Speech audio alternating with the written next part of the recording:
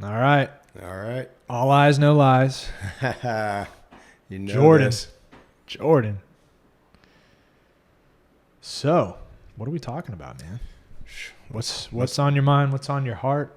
Let's chop it up a bit. I love Martin County. There's things I like, things I don't like, but altogether, I absolutely love this place. Favorite place on the planet. And so, I like to talk about things that will affect local business, that affect locals. For the handful of people who don't know who you are and what business you own and operate. Yeah, Jordan Schwartz, Ohana Surf Shop. We're family owned and operated since 2006. We've been very blessed, and the support of this community is just unreal. So that being said, we want to give back. We want to make this place better. So that's what we do. You and Ohana Mama? Yep, you know it. Tara Schwartz. So she is the brains behind Ohana Surf Shop. Yeah? Yeah, absolutely. Good man. Absolutely. Smart. I'm the face, believe it or not. Which isn't saying much, but no, she is the brains, and couldn't have done it without her. It was a blessing. So what's the future for Ohana? You guys have been around for a while. What's the next phase, man? You know what? We're continually growing the business. Just our surf camps, our movie nights. We really want to help grow the community by doing different events and being a part of it. No real plans to expand right now. Sometimes I learned from my wife's grandmother, enough is a feast. Yeah, we're happy. We have family time. We have enough money to get by and do a few fun things a year. So, sometimes less is more in a way. And we're very happy in the position we're in this community, and the free time it's given us to spend time with our kids and give back and stuff. So I feel like that's so rare. Most people, it's just like more. Right. Grow. More. And all of a sudden your kids are going to college. Well, they already graduated, believe it or not. You know what I mean, though? Like, you go from little kids and you've just been chasing more, and your kids are going. So I tell so many of these young families that give the time now. You're not going to get that back. It's going to go in the blink of an eye. We were blessed. Me and Tara were blessed. We had our kids were 4 and 6 when we started. Of course, you're dead broke starting a business. So they spent all the time at the shop. We didn't have to miss anything in their lives. If they had a wrestling meet, we'd be able to close the shop, go to the wrestling match. If Jenna had a choir practice or when she was playing flag football, whatever it was, we didn't have to miss 1 second of it. And even though those were probably our brokest days or, our darkest days financially. But the richest too, yeah. The richest days, because now me, Tara, and the kids, we have such a great relationship. They're 21 and 23. We're all really best friends, so they want to do everything with us. We want to do everything with them. So it's a blessing. So less is more. You got to find that time because you're not getting it back. And your kids know it. They see when you're there, when you're not there. Mm-hmm. And I don't know how you do it. Honestly, you have a business. I have a high level wife. Yeah, we're very blessed. Yeah, we're kind of traditional in that she's not working, but in the traditional sense of like a job, she doesn't work. She doesn't work like a 9 to 5. So she's available to homeschool and invest in them. And anytime I have like Tuesday, Thursdays, the weekends, we're planting seeds. We're doing stuff around the house, kind of real life homeschool. Absolutely. That's one of the things I love watching your Instagram and watching your social media. You get to feel like you're part of your life, and to see the kids not just homeschooling, but like the beekeeper outfits and how excited they were to get into the beekeeper outfit. I want them to have functional life skills, man. I feel like that's one thing we're missing in public school. I feel like my generation, I'm 40, and for me down, you don't know how to balance a checkbook or build things. Like they stopped doing shop, home ec, like you don't know how to do anything tangible, real. So we all have these computer jobs and service jobs, but nobody knows how to fix a car. Absolutely. Or make anything. And it seems like most of the boomers, half of them have retired. The other half that can fix or do anything are about to retire. Who's going to fix and build and do anything? So you're right about that. I want them to have that capacity because I feel like those skills are going to replace doctors and lawyers and all those high-end, high-ticket is going to be the guy who fixes your house. Absolutely. Those are the guys that can go anywhere in the world and work, guys and girls. Yep. You can go to Costa Rica and be a diesel mechanic, and they need you and they want you, and you're gonna make a great living and, you know, still live the dreams you want. You Yep. can't necessarily go to Costa Rica and be an attorney. No. You can't go, you know, you maybe can be able to computer program stuff. You know, there is other jobs, but for the most part, what we told our kids was, we're not paying for you to go to Florida State or Florida and go party for 4 years. Right. You're going to get your 4-year degree here at IRSC. You're going to live at home. You're not going to go in any debt unless there's something super specialized that you're into, that you have to go to one of these schools for. 100%. Otherwise, you're getting your degrees here. And they both got their two-year degrees in high school. Jenna finished at Clark. Kern finished at South Fork. And that's what they wanted to do. And they didn't go any further. And that was great with us. You know, do what you want. They're both having great careers right now. Jenna's teaching in Jacksonville. And then Kern's a photographer. He's in Mississippi right now. With no debt. No debt. You know Zero debt. No with money debt. in the bank. Yeah. You know what I'm saying? We still have their prepaid college money. Yeah. So they have money for future property, you know, wherever they figure out they want to stay for good. Mm-hmm. And with no debt, you know, and I think it was way simpler. And they knew that from, you know, elementary school on. This Good is the plan, man. you know, and then again, like on your thing, one of the things we try to teach them, like, these are your taxes. Right. This is why you own a house. This is why, you know, you invest in properties or whatever it might be. You know, we tried to give them some real life skills. You know, they all did stuff around the house with us, fixed stuff around the house. And, you know, but it is an advantage these days. And hopefully more parents are seeing that. We need welders. We need plumbers. One of my really good friends is a plumber, you know, triples what we make. You know what I'm saying? Yeah. And no worries, doesn't work weekends. You know, is not doing that retail grind, you know, in a lot of ways. So you think, oh, you know, some people have this attitude like, oh, he's a plumber. Oh, guess what? That plumber's probably doing better than you are. I use the example of terrazzo. So when we first got our house over here, it was I love terrazzo. 6 years ago, right? And we chipped up the tile so we could have the terrazzo, and the guy came out and polished it, and it was, you know, reasonably priced. Well, from then until I think I called the guy last year, they won't even come out for less than a $1,500 job. No kidding. I was like, whoa, what? It's like, that's because he's the guy. He's the terrazzo guy. Right.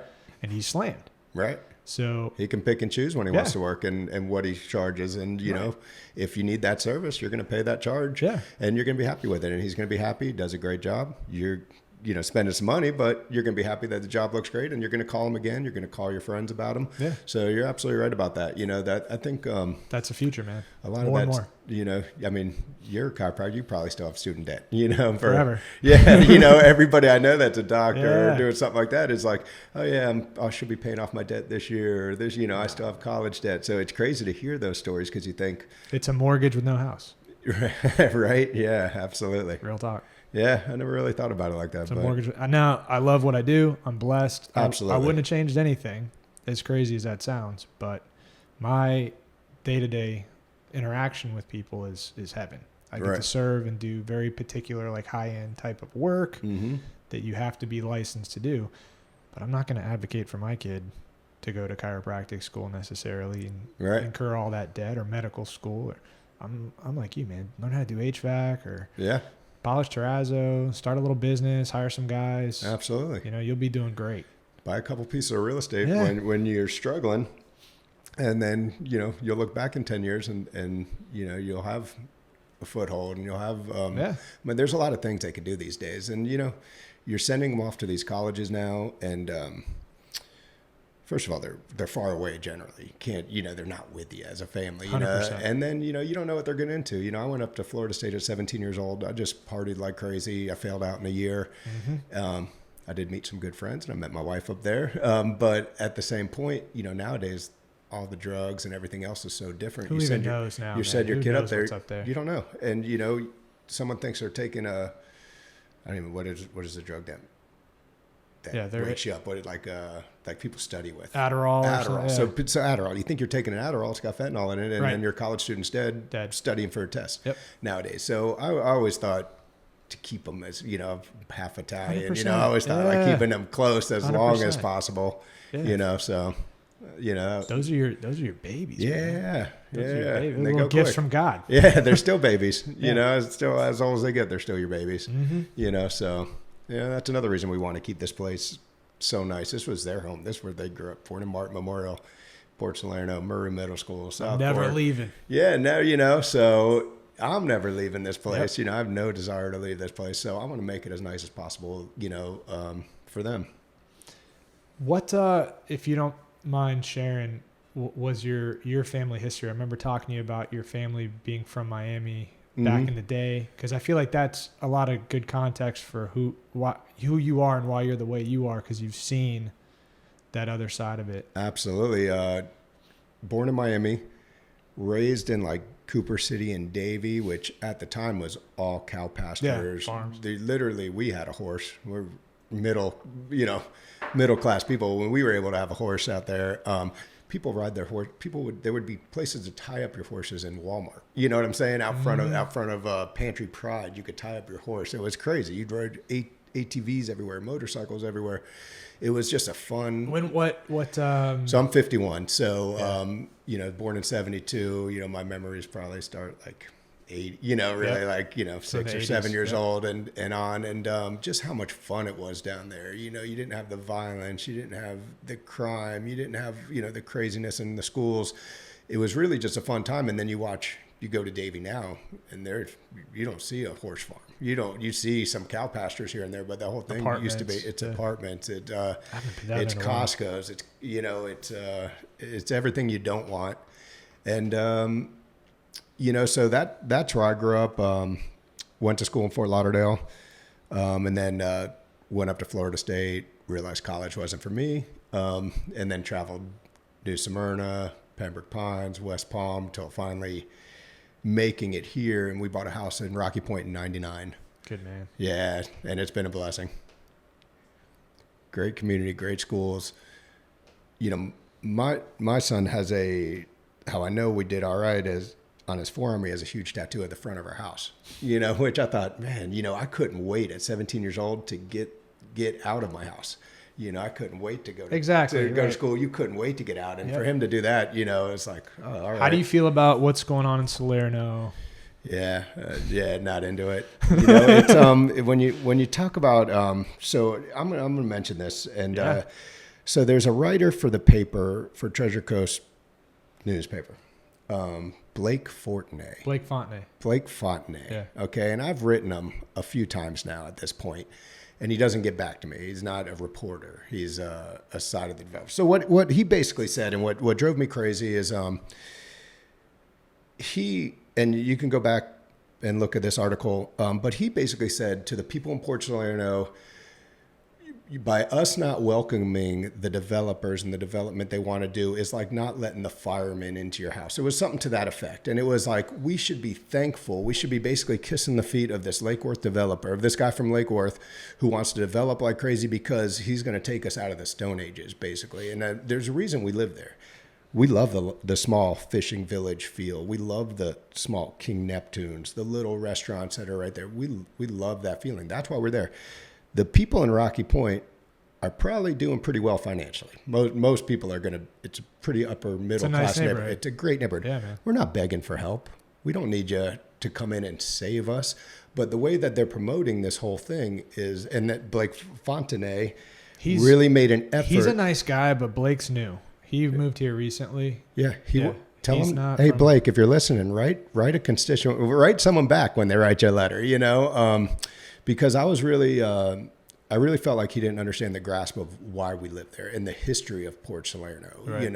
We have one of the oldest bars in the state, in there. You got the coconut right there, and it's still, it's part of history. It just really feels like an old fishing village. The houses, the old one room houses, the little shacks that are along the pocket.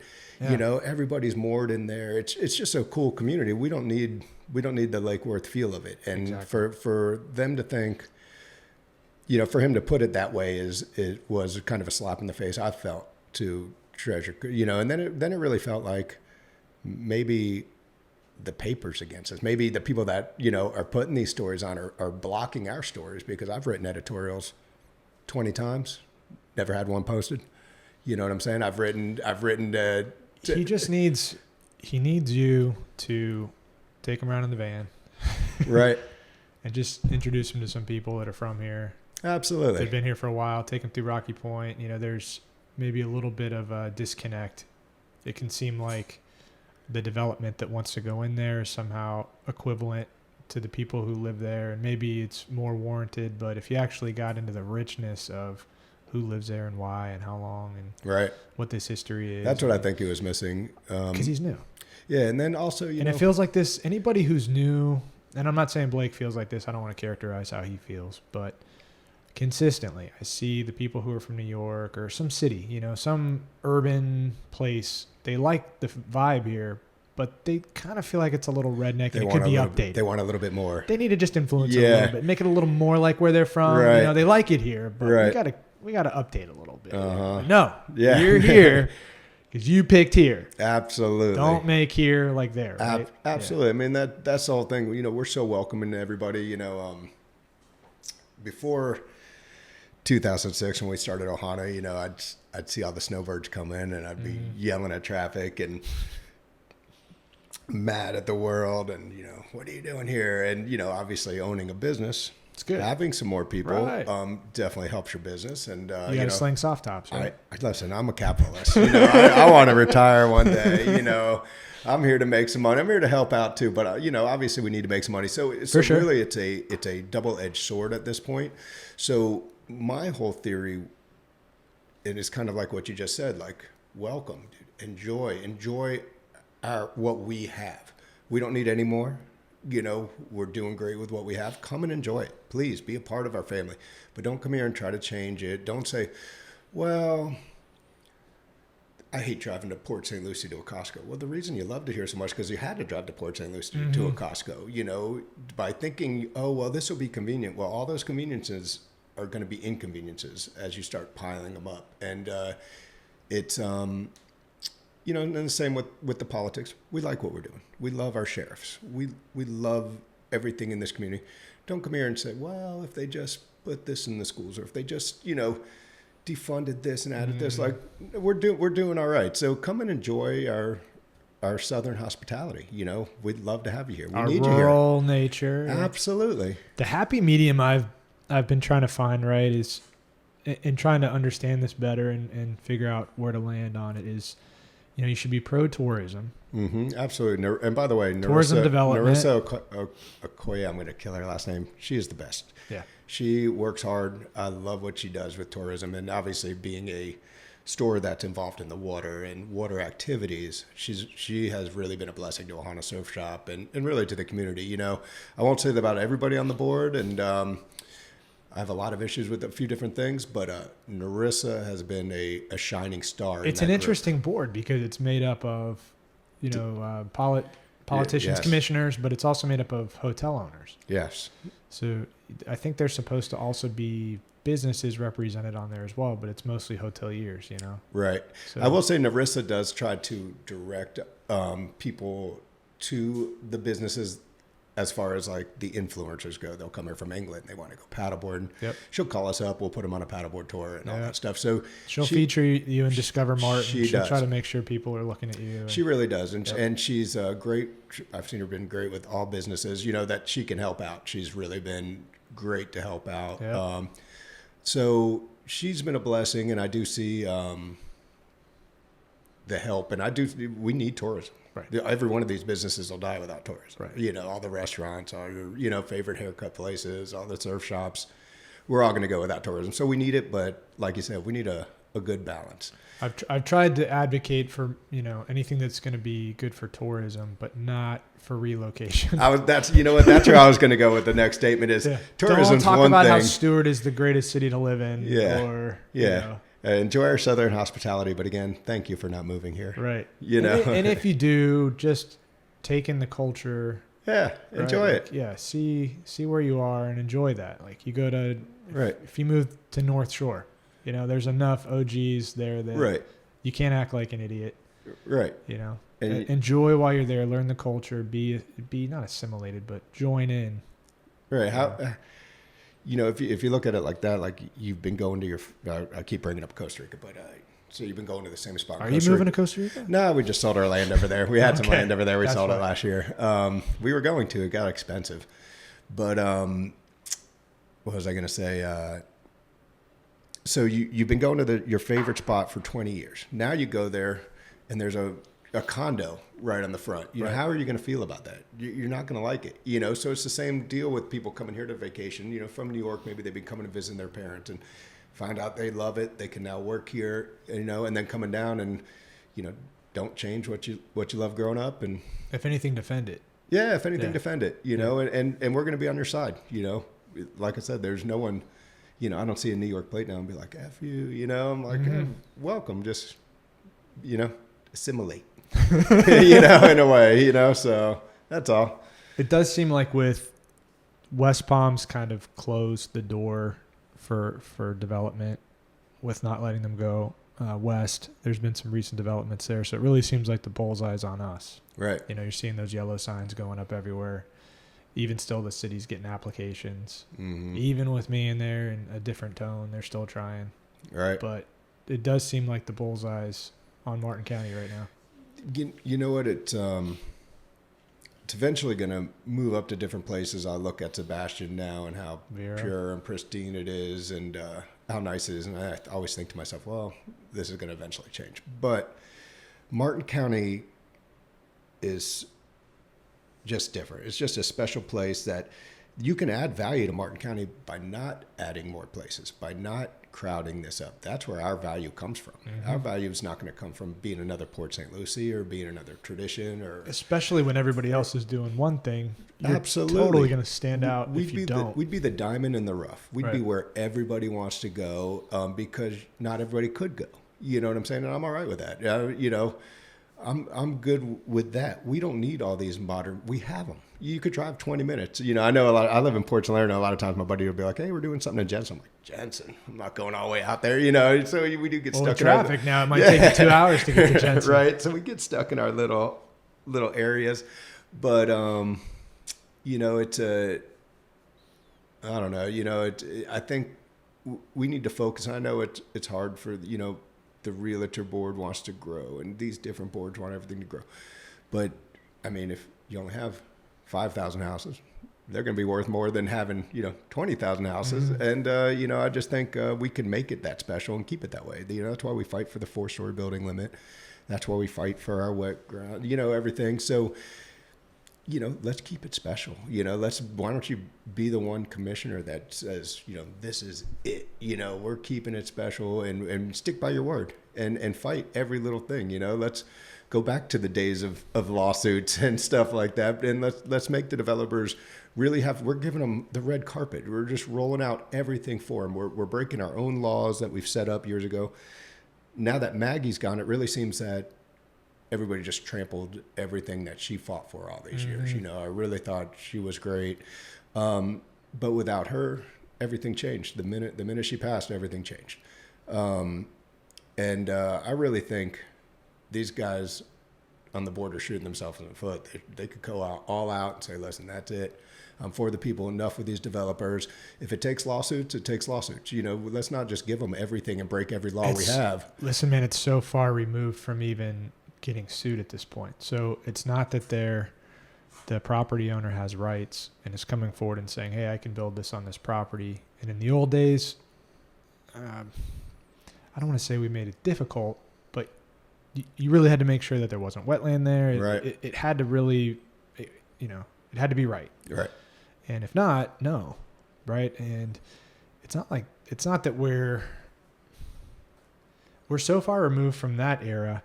Now it's that we are going above and beyond and giving exceptions for more density and moving the urban service boundary. We're going out of the way to make it more dense and right. It's wild. It's not even that we're challenging or not. It's that now we're making new ways to make things happen. To skirt around. And what makes me crazy is there's this. I won't name names specifically, but I can go for it. But I'll hear commissioners say things like, "Hey, it's never going to be West Palm. It's never going to be Port St. Lucie. Martin County has enough green space that it will always be special. And somehow what was done in the past is enough that was our moment to sort of preserve green space. And now we just need to develop all around that and don't be worried. Right. Versus like, why would you not continue that heritage and continue to try to advocate for more of that, Right. But you're right. Since Maggie died and the sort of situation around, this is my perception. Yeah. How she was attacked at the end, how she was sued and slapped. And I think it has created a tone of, yeah, I'm not going to mess with that. Yeah, don't. And you have commissioners that are potentially even in those seats that benefit. I mean, you have realtors. I don't know how to say it exactly. They've been put there to even represent that other developer side. To facilitate it. They're there to make sure that that's happening. Dude, you have a realtor. You have a landscaper, a commercial landscaper. You have people with interests in growth in this community on the board representing a majority of people who have no interest in growth. And so I find that so hard to believe that people keep voting for the same exact setup. You're going to get what you voted for. I mean, you've seen it now. You know what I'm saying? We have all seen it.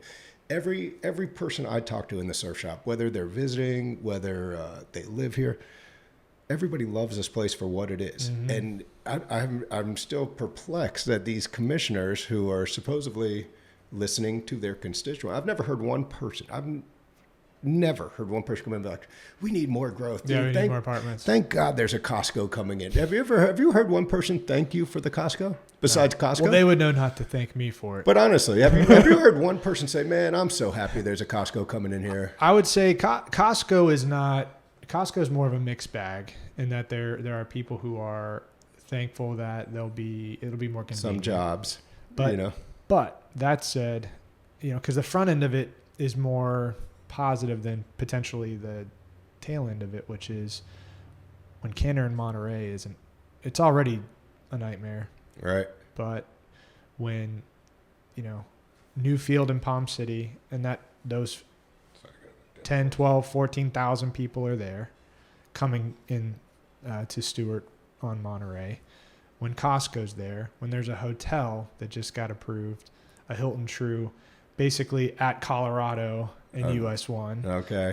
When all of these different projects that we've approved are packing and stacking people that are going to be driving, Yeah.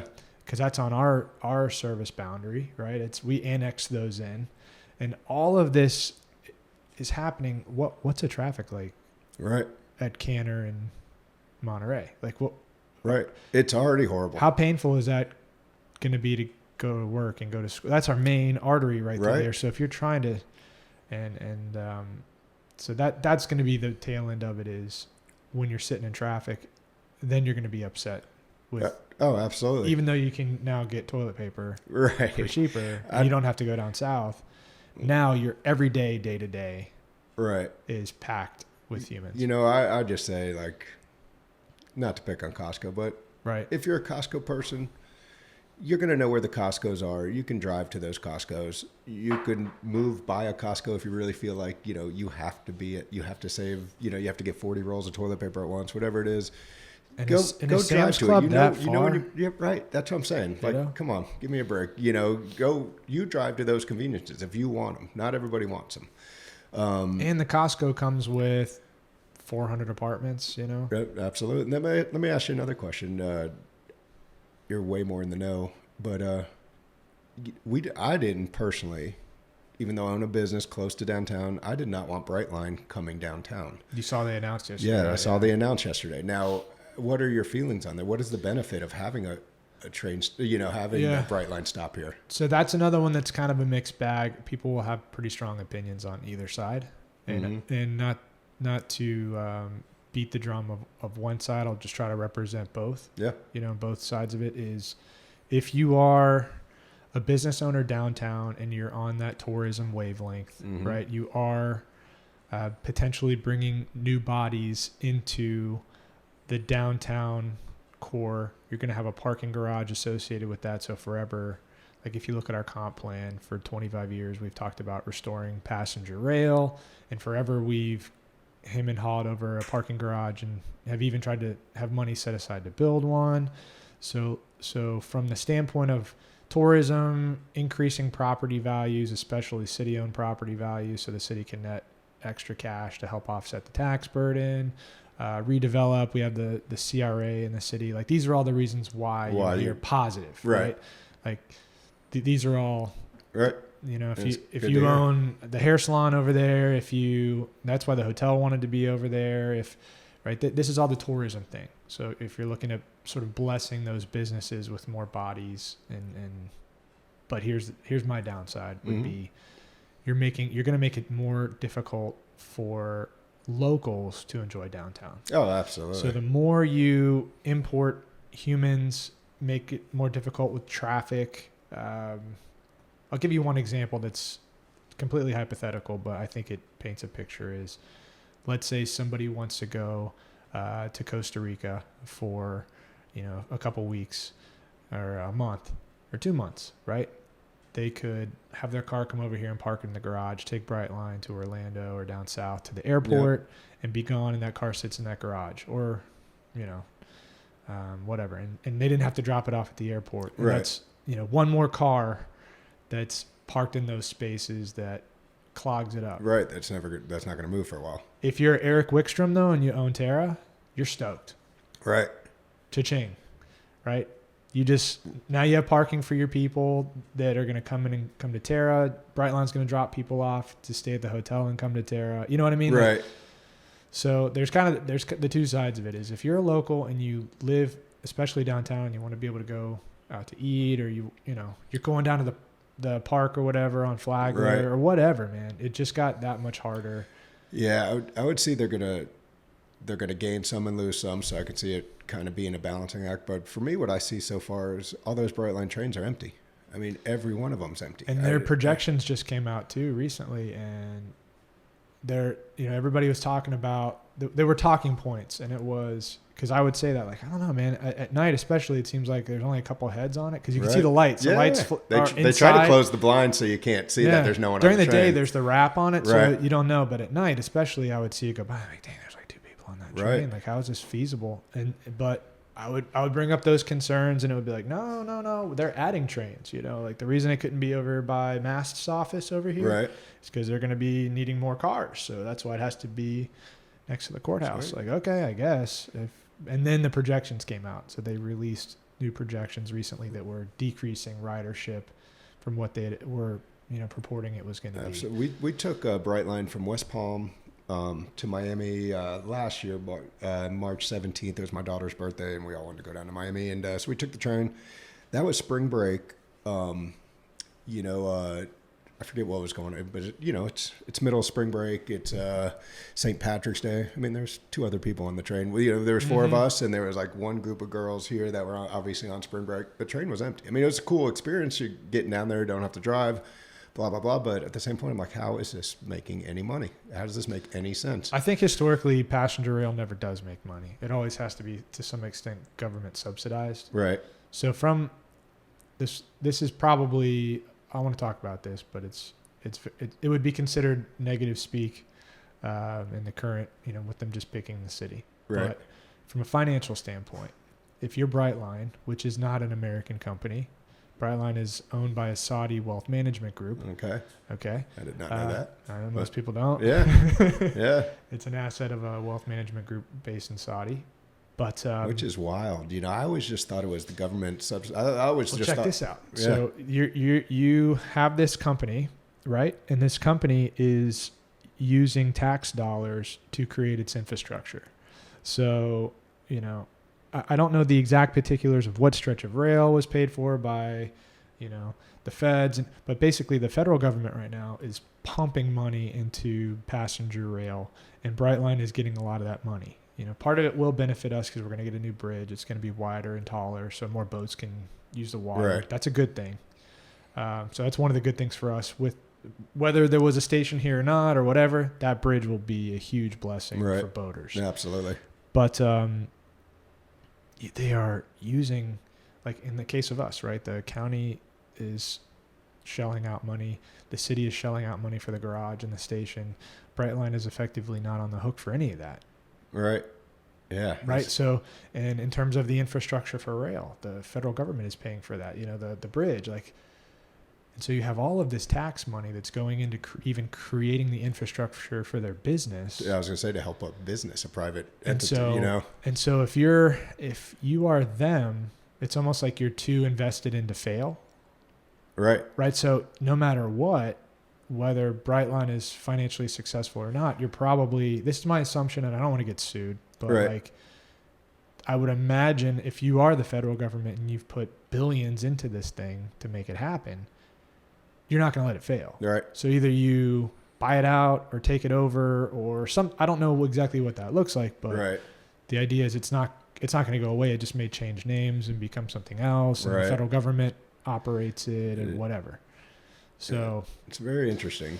It is. And, I've been, from Miami to Orlando, same price as getting, you might as well drive Miami to Orlando. It's $180 or whatever. I'm like, per person or whatever it is, it's expensive. I don't know. It's this whole thing with walkability. Like I didn't fully understand this until I got in there, and it's like, yeah, this is helping though. I hear the other side, Yeah, and I'm not advocating for it. I'm just sort of communicating the other person. Absolutely. What you're up against, maybe what the average local person who doesn't know what you're even facing. But walkability is you hear from planners. It's sort of like their religion is the modern urban design. So that's like the complete streets. When you see what they did on Map Road, right? You're like, it's nice, but it's very different. It's not like the rest of our roads, the wider sidewalks, and you narrow the street and there's the trees and you kind of almost can't pull out and see. Right. I think it's a bit of a hazard, even though it's pretty. Right. But, with the idea of trying to incentivize in that redevelopment area businesses to come in because it's nice. But walkability.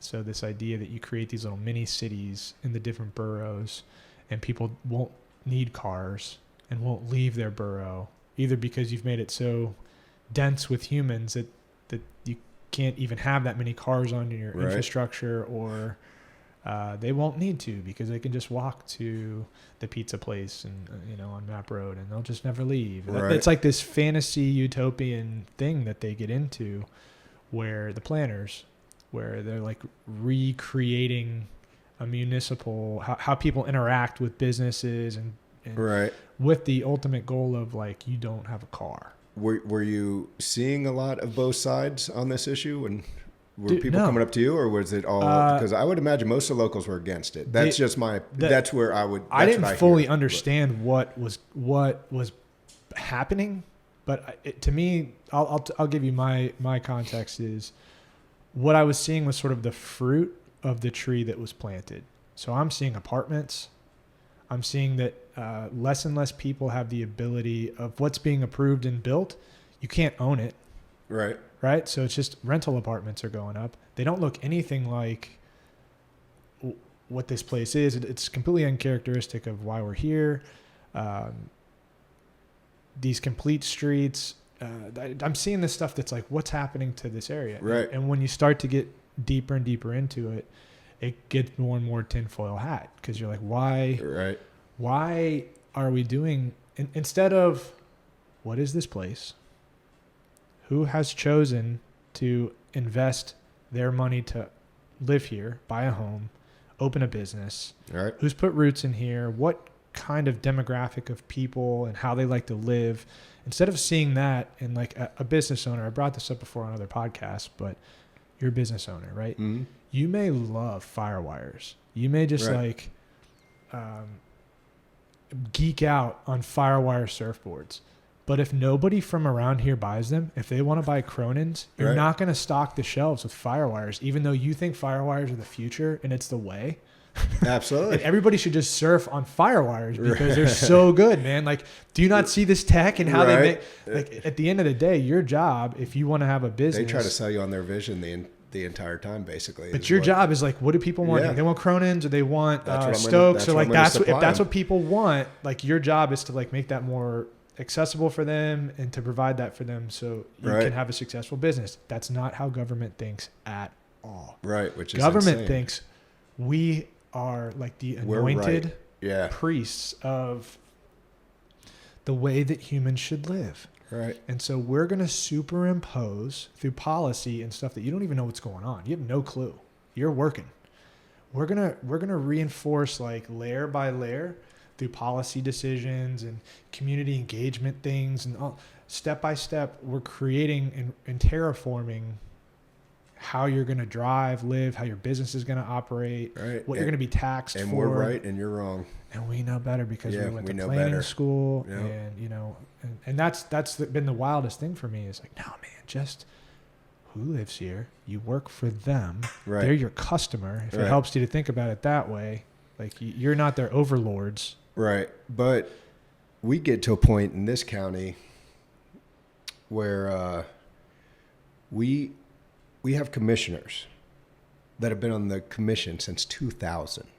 It's 2024. That's 24 years of 20%, there's 5 people, 20% voice of how your life's going to be. That's too much. We need term limits, and even at the local level, we need to say, hey, you're here to help? Great. Let's get 8 years in. Did you see that's what they're talking about in Tallahassee? Right. That's a what good thing. We need it. We need it right now. Yeah. Talking about 8 years for all municipal. Hallelujah. Hallelujah. You can't. So reach out to Toby and John and Gail and tell them thank you for that. Yeah, absolutely. Yeah. Absolutely. You can't be on the board for 24 years and not have another job in this county, not have something to where you have real life experience on how you're being affected besides your home taxes or, that everybody's going to have. Obviously, who I'm talking about. But he has no real life experience here. If you look at his resume, if you look, if you look at Doug Smith's resume, he's probably a nice guy, whatever. So he's probably a super nice guy, good family guy, whatever. But as far as listening to the constituents and the people that live in Martin County, it is embarrassing. It is, if you look at his resume, it's going to say 2000 to 2024 current Martin County Board of Commissioners. After that, it's going to be just his charitable stuff just his volunteerism. Mm-hmm. There's no other life experience period on his resume that would even indicate that he'd have even compassion for the people that live here. And so to me, it feels like, why do these people, because I don't hear, obviously, he's got the firemen outside. And a lot of these guys will do stuff, election season. They all come out and they want to help Special Olympics. We started the Special Olympics surf program 14 years ago. We started it right here in Martin County. It went nationwide. We Awesome. started it. And we're still involved. We still train every summer. We still take them to the World Games. We do all that stuff. These guys will come out election season only. Oh, yeah. Oh, Get some I'm a big pictures. supporter. Let me get a picture with a couple kids with Down syndrome. Yeah. Blah, blah, blah. You'll never see them again. We had another commissioner. She's on the board now. She came out.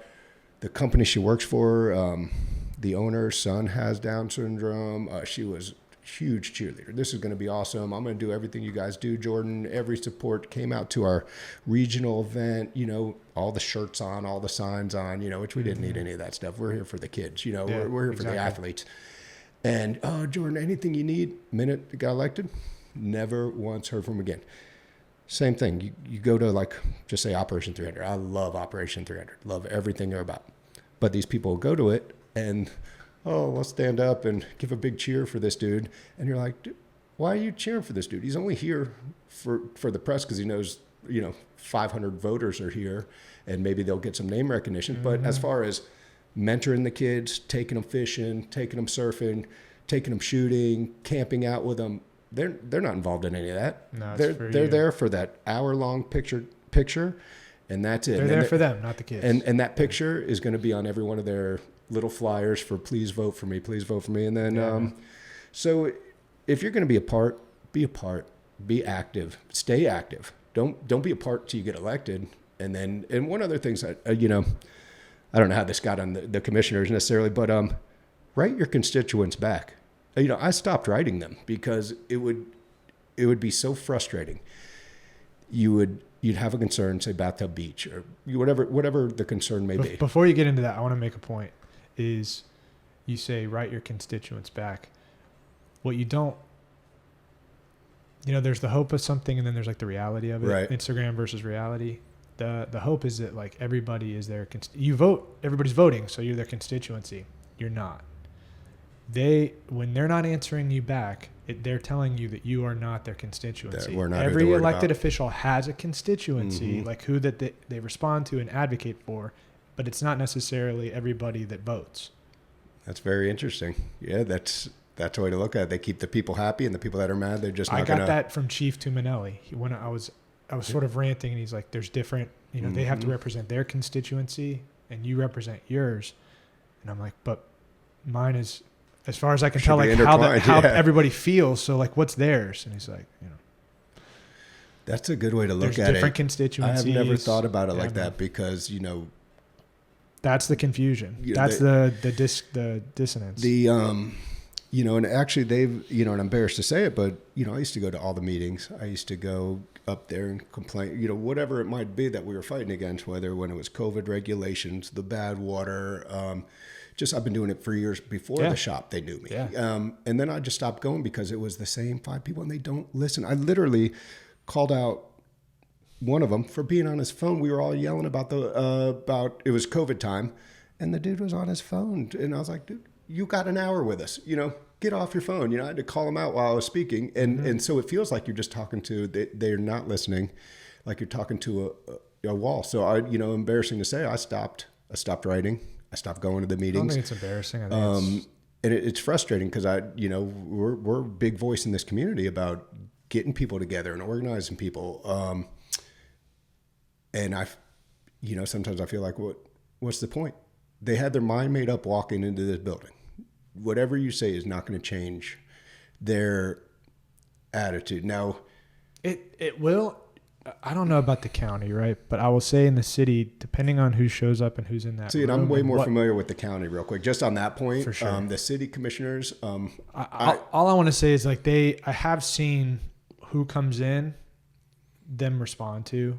There's a sense of maybe, and it may be for right or wrong. Like it may influence them to vote the wrong way. But I have seen like whether it's, all the advocates for the developer or, a lot of people show up. There will be at least a different tone in how they're speaking and sometimes how they vote or table something. Okay. The county, I can't speak to. But just I have seen in real time people next to me that, okay, they're wondering who that person is. There's a sense of maybe our room's a little smaller, Does the county commissioners look down at you and kind of side eye you? Like, he's just a city commissioner. Again, I'm not their constituency. They don't care. Right. No, I don't want to say they don't care. I will say some commissioners care a lot more than others about, everybody's friendly. Right. But the constituency is who their constituency is, right? Maybe it's who signs those $1,000 checks come campaign time. Right. Like that's, like I said to you before, that's who you pick up the phone for.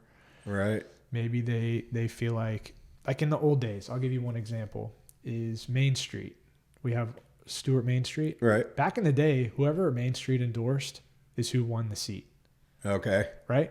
So you can go knock door to door and try to talk to everybody and say, hey, this is what I'm trying to do and please vote for me.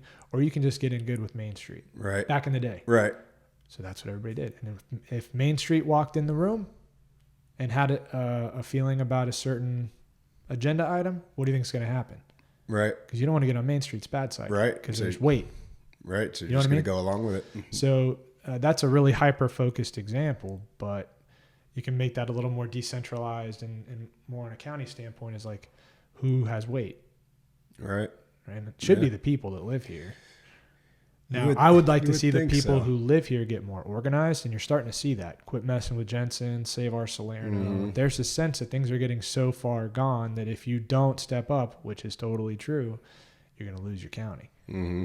So there's a grassroots thing that's happening that as long as I've been paying attention, I haven't noticed that happening as much. Instead of having Maggie up there, how people started to get, rising up and getting frustrated, and maybe seats will change. It is tough. I do get it. Like Tuesday, saying Tuesday you're going to clear out your schedule and not go to work, So I do see where it's tough for constituents to get to every meeting or to get to, certain things. But I think you're right. I do see groups growing. I see Save Our Salerno.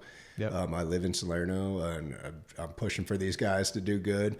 And that's how it's going to get done. So you can go and advocate for a thing there, but like you said, they're listening to their constituencies, and maybe it aligns with how you feel. But if it doesn't, they're going to go with that constituency. So what you have to do is create, formally or informally, a group of people, a large enough body, right, to have some influence, that have a singular, focused voice, and can help donate to campaigns. And maybe it's amending how Doug feels. Maybe it's if Doug's in a completely 180 to how that your constituency that you're building is. Maybe it's bringing in a new candidate and funding their campaign. But at the end of the day, that's how it's going to get done. Right. Is a local, informal political action committee. Basically, you've got a network of people that are able to donate and finance and put people into a position.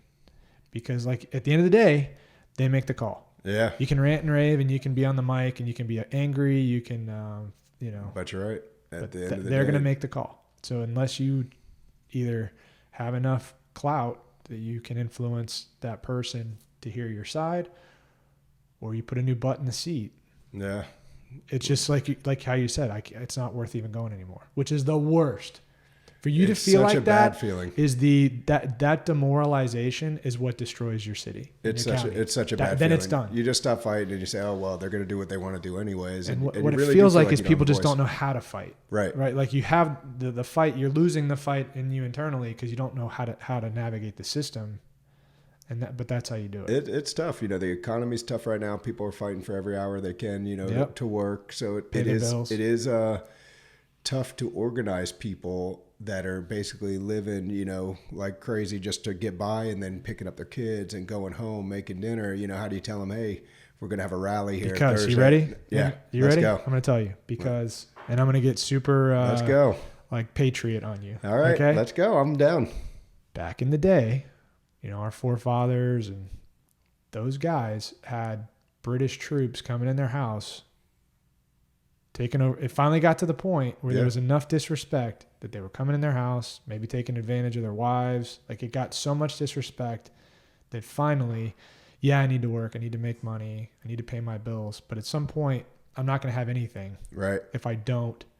And you have to get galvanized enough to say, it's going to cost my business money. Right. It's going to, but if I don't do it and the status quo thing continues on the trajectory that we're at, if I don't intercede and start advocating for a different direction, I'm going to be subjugated to this forever. And here's what hit me. Where do you go? Like, this is my business. I'm not leaving here. Absolutely. I don't want to start this over. You're right. In Vero. It's another good point. Where are you going to go? Right. Because you're only looking at 5-10 years before or sooner before the same bullseye's on Vero and it's moved up and this place has been consumed and there's all concrete and it's too much money to redevelop. So let's go eat up green space in Vero or Melbourne or Sebastian. That's a good point. This is it, dude. This is the Alamo for me. You're right. There's nothing else. You got me inspired. I'm telling you, bro. I'm going to the county commissioner office right now. Listen, if it costs you 30% in your business for 4 years, or because you're podcasting now, or you're at every meeting, or you're building that group like Casey Cass is doing, right? Whatever it is, like there is no other alternative. Yeah, you're absolutely right. All of a sudden, everything's built out, it's done, and you can't go anywhere else, and you're trapped, and now you're fully demoralized, and it's absolutely over. That's a great way to look at it, because I've obviously my kids are born and raised here. I have so many great memories of this place, and you're like, where are you going to go? I don't want to go anywhere else. I love this county. Yeah. I love the businesses in it. I love the people in it. I love the services in it. Like I said, I can't talk enough about the hospitals here. I've been in a few times. The sheriff's department here. Look at our county. You go look at West Palm. It's crazy. Port St. Lucie crazy. How have we been able to keep that so safe here and so, special here? We got a great church department. The fire department, always welcome, always trying to help, always anything you need, any event they're out at. They're not just fighting fires. I mean, they're going to every event I see in town. They're going to Surfers for Autism, Operation 300. They're out there. We have so many special people. You're right. I have no desire to go. Where are you going to go? There's nowhere to go. And you have that because you have Snyder. And so I like the way it takes a person that is willing to. It's a good call. Be that guy. Absolutely. And it changes the whole tone of everything. Absolutely. It changes it from the top down. And I think you're right. I think we do need more. You need the good people that have a good head on their shoulders, that are willing to. I got my Martin County flag out now. You got me fired up, dude. I'm ready to get in the truck and go right now. But that is a great way to look at it. This is our Alamo. This is what we're fighting for. Let's go. Let's make this happen. Let's turn this into a positive. You got me looking at it a totally different way now. I was really frustrated and coming in here, and I seen the stuff I don't like, and you start to lose focus on what's so special and what you love about it. And then once you refocus on that stuff, you realize, okay, this is worth fighting for.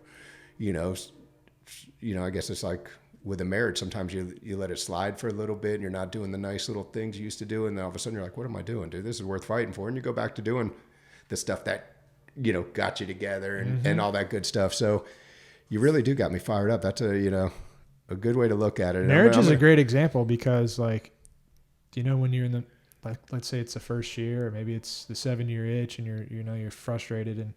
But if your mindset is like, we're never getting divorced. Right.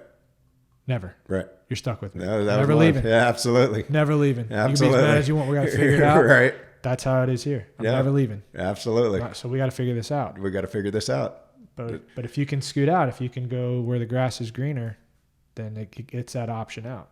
Right? You don't have to fight. You don't have to figure it out. It's not. You don't have to gut it out and do the hard stuff. Right. But there's nowhere it's greener. There's nowhere else to go. And if it's green right now, it's going to be concrete coming up soon. This is heaven on earth. There's nowhere like this place. Really this is it. The fishing, the surfing's great. Just the people, just the Southern hospitality and the small town people is really amazing here. I love everything about it. I'm going to read you that Marjorie Stoneman Douglas quote and get you amped. Let's go. Because this one hits me, man. Be a nuisance where it counts. Mm-hmm. You've heard this 1,000 times, but I'm going to read it to you again. I feel like you could tattoo it on your forearm and it wouldn't be seeing it too much. Be a nuisance where it counts. Do your part to inform. That's what I'm trying to do with this. Stimulate the public to join your action, right? So people aren't demoralized. They get upbeat and they're like, yeah, we should. Be depressed, discouraged. Right. She's not telling you don't not feel that way. Feel that. Right. Feel that. Hug that cactus, baby. Right. Be upset. Be depressed and discouraged and disappointed at failure and the disheartening. That's what we're feeling. Demoralized, right? Disheartening effects of ignorance, greed, corruption, and bad politics. But never give up. Yeah. That's it. No, I'm feel that, but let it just galvanize you to go harder. Right. I'm gonna get that tattooed coming up soon. I'm telling you, man, right there. Dude, seriously. Right there, dude, whenever you feel down. But I am gonna use that quote on my social media coming up because it really is a good one. And I've heard the beginning before, obviously be a nuisance when it counts. But the rest of it is just as good, if not better. It is just as good. And you're right.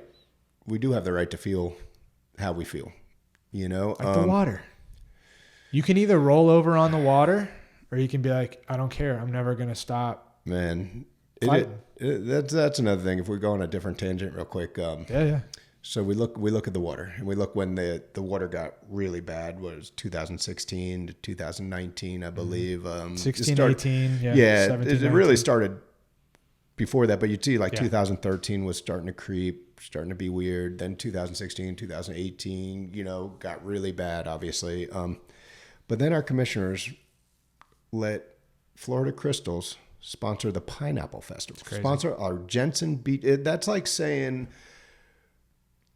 we're going to have, and no care about either side. We're going to have a Moss do a thing at the temple, sponsor a parade at the temple. And you're like, what is going on here? You're letting the people come and buy their way back into this community And it is ridiculous. You're brainwashing the kids. Oh, Florida crystals, Florida crystals. They don't know any better about, the river kids do. Thank God we got the river kids. Those little guys are awesome. But most of the people, it comes, you see that logo over and over. You brainwash, you go to Publix, you buy it because you've seen that logo. This is the sugar. This must be the sugar. Oh, look, Florida sugar. They must be doing something really positive for Martin County. Be sponsoring this event for us, when really they've been, the worst polluters, the worst on our water-related businesses. I mean, we were about to close in 18. We had to do a GoFundMe to keep the shop open because I didn't know that. We had no one was on the river paddleboard, no one was surfing, and it was ridiculous. You're right. I didn't go out the other day because it's like I don't even want to get impetigo or something. Absolutely, is it even worth it? You can see it coming out of the inlet already. I mean, it's pouring out of the inlet. Like if you look at St. Lucie Inlet, if you look at the above shots, I mean, it's coffee and blue water, and again, to say, okay, you'll be a good sponsor for Pineapple Fest. Like, come on, people, like have some pride. I've noticed kind of this kind of conversation gets you killed. Well, I'll tell you a story. So I had I had just started an online. What am I trying to say? It was to get Publix to stop selling Florida crystal products. Dixie crystals. Florida sugar products. With their money, man. So this what's the word I'm looking for? When you get people to sign petition. This petition got over 150,000 signatures. All right. So somehow this little thing I started went big, to where Publix wrote me and gave me the explanation why they're not going to do anything. And then I get a packet in the mail that's bigger than almost any book you've ever read. And it's from the attorneys at Florida Crystal or Big Sugar, whatever you want to call them. Florida kindly Crystal. Shut up. Well, a little bit worse than that, basically. I guess one of the presidents lives in Martin County he came into the shop. Yeah. And then after he did, I have a really good friend in the FBI, and the FBI agent told me, hey, listen, you need to watch yourself. Yep. You need to protect yourself. Yep. You are in some serious stuff right now. Don't mess. Basically what this guy told me, I was like, whoa, I didn't realize how bad it was. That was a local FBI agent. I had a buddy, he's no longer with the FBI, my buddy Jim in Jacksonville called me up and said, hey, dude, what's going on down there?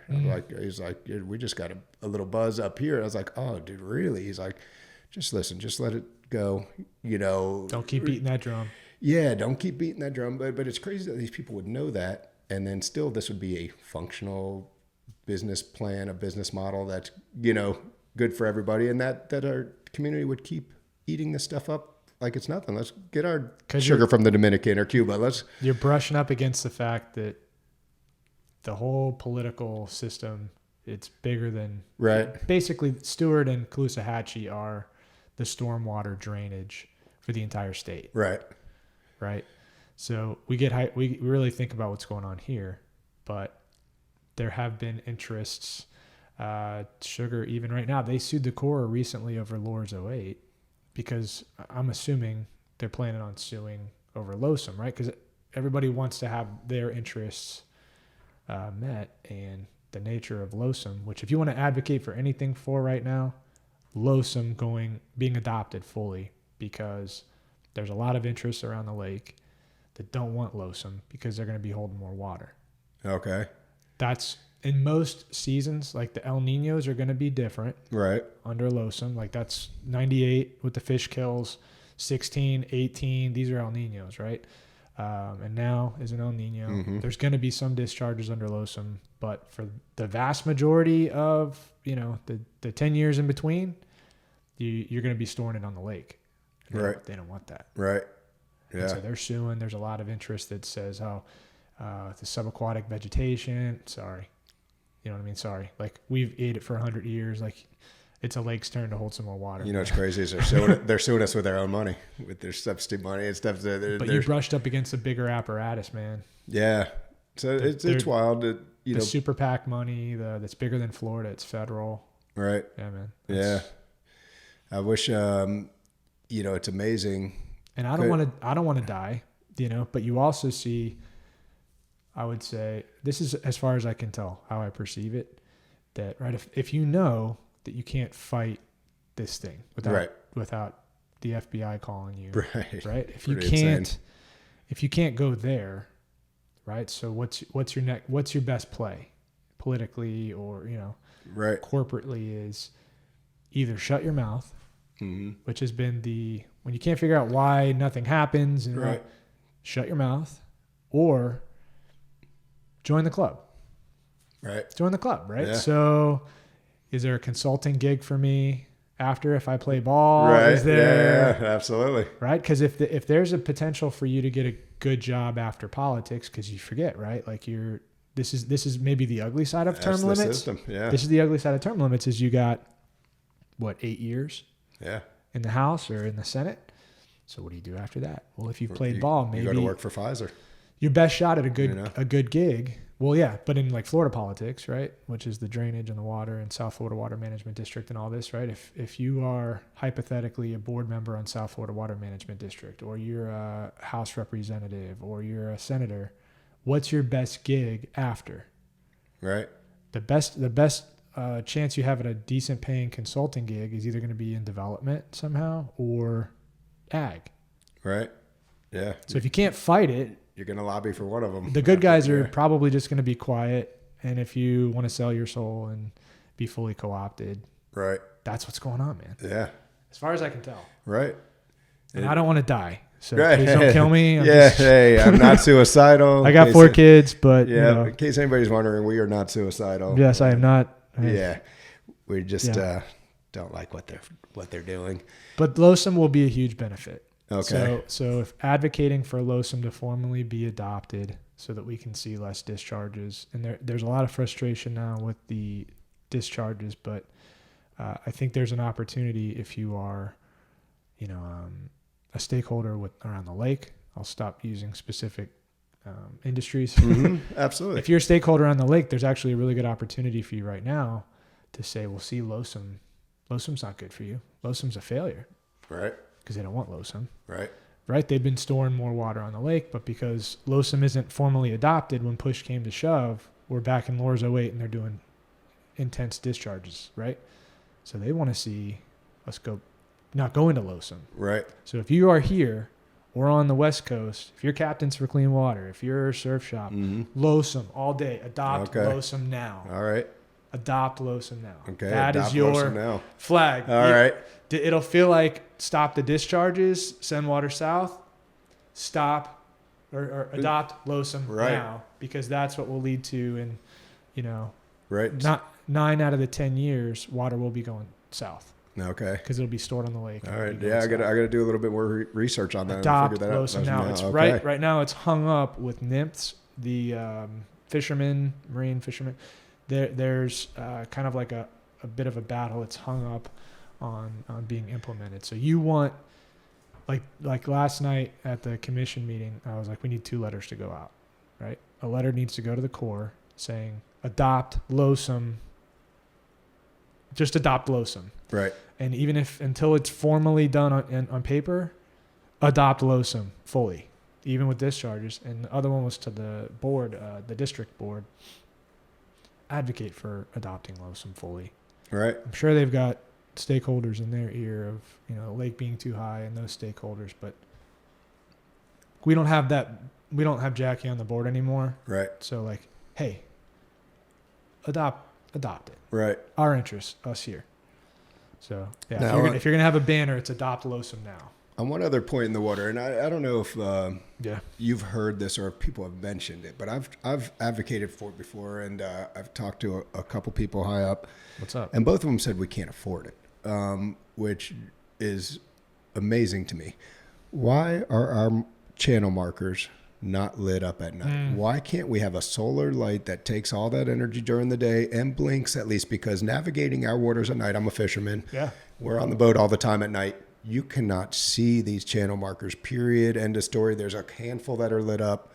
The rest aren't, and it's dangerous. We've had people die. We've had kids run into it. We had a big incident a few years back. And it seems like such an easy fix. You can't find $1 million in our budget. Did you work your way up the chain on it? What did you hear? I've talked to Brian Mast, and he said it's too expensive. Okay. It's too expensive. I mean, I'm like, how much can this possibly cost to make this happen, to save one life, to save two 15-year-old kids riding around in a boat that are going to hit this thing? I mean, you know, I go with very experienced captains, and there's a couple nights that we're like, oof, all right, that one came up out of nowhere. You know, even if you're tracking it, even if you know where these things are, they pop up out of nowhere. And to me, it seems like such an easy fix.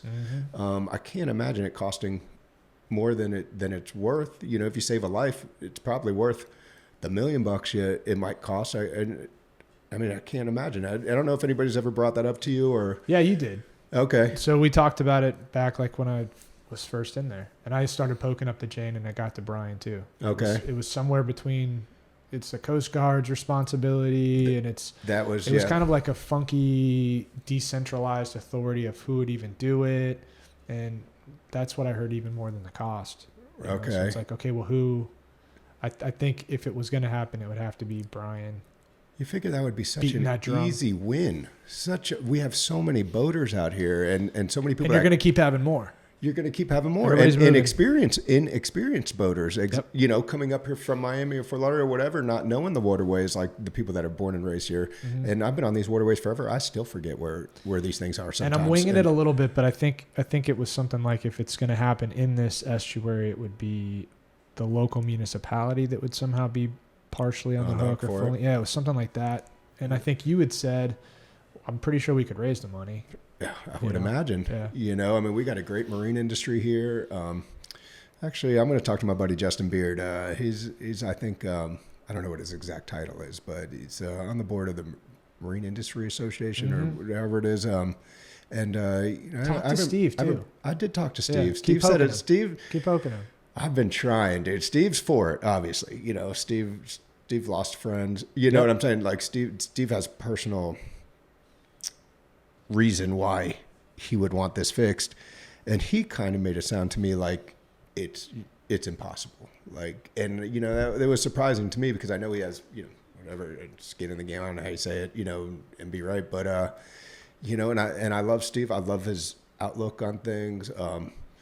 He is a huge part of this community. You know, he goes and puts his money where his mouth is, and he'll go to these events and he'll go help these kids. I've seen him at Operation 3, and I've seen him doing a lot of things. And he's got such a big voice around here that I thought for sure going to him, get it done. This would be it. You know, he's got enough investor friends, and you know, he's in those right circles. And he made it sound impossible to me. So maybe I need to poke him a little bit more. He actually, when I talked to him about that, I talked to him about a lot of things, and he's great, and he always has time for me, which is amazing. But that issue, he kind of seemed to kind of cut short. You know, in my opinion. I hope it's not the case, but that somebody would have to die. Somebody has died. That's important. Somebody has died. But that I'm real talk. Like we're in your living room or something. Right. That somebody that's important enough would have to die for it to be. Right, like a kitchen table, like something that you want to talk about and something that we would, you know, should spend money on. I'm talking to you on this camera like that. Right. Because I think that may be what has to happen for enough people to get upset, for there to be a public, like you're pointing out a legitimate issue. Right. But maybe the until there's a critical mass to where it feels like this is something worth championing or politically, I don't know. Yeah. I'm not saying that's the case. I'm just, if I had to guess, just my thoughts on it, because it still bothers me. You should keep poking. I still go out at night and I still see these things and I see how close, you know, like I said, we get, and you know, I go with people who have been doing this since they were 6 years old. You know what I'm saying? And still, there's issues sometimes. So 100%.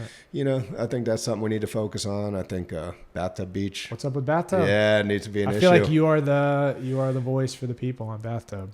You know what? It really is amazing. Just when you talk to people about Bathtub, how personally affected they are by it closing, about how much of these local residents' lives revolved around Bathtub is pretty wild. You know, most of the people will tell me stories about, you know, how they would go there as kids, now bring their kids there.